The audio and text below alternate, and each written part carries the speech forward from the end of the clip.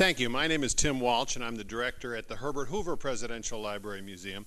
And before we go on to my favorite thing, I want to mention one other thing that I think is important, and it would have been a favorite thing for Mr. Hoover, and that's friendship.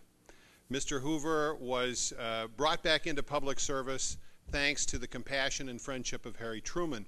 And in fact, he wrote a letter in 1962 to Harry Truman telling him how important that was, that gift of friendship that Harry Truman showed Herbert Hoover. In fact, Mr. Truman was so impressed that I know we have pictures, and I think they have pictures here, that Mr. Truman had the letter framed and placed on the credenza behind his desk here at the Truman Library. So presidential friendship is important. But the object I want to show to you today is an example of one of 350 embroidered Belgian flour sacks that were given as personal gifts to Herbert Hoover between 1914 and 1923.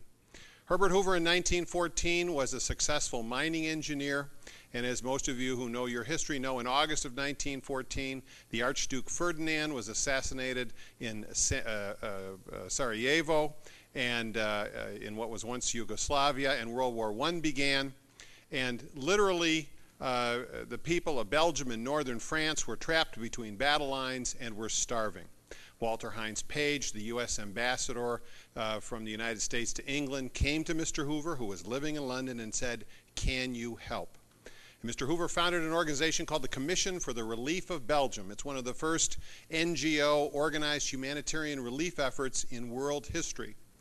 And over the course then of the next 50 years, Herbert Hoover would feed upwards of 1 billion people through direct food relief aid. And how could these people who had nothing, not even enough to sustain their lives, say thank you? They sent back the sacks that the food had come in, primarily flour, embroidered with messages. And here's, I think we've got 2 or 3 examples.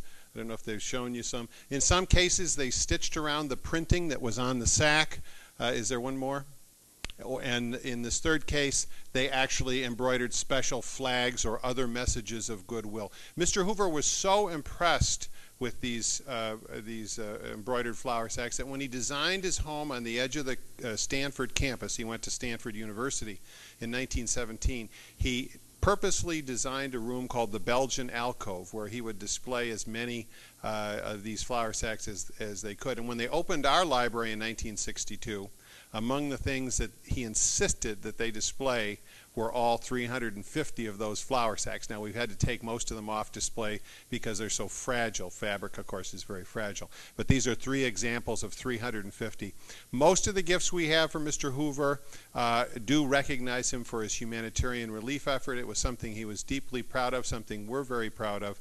And so we do hope that you'll come and see our not only our museum in West Branch, Iowa, we're about 5 hours away from here, but also to renew the friendship between this library.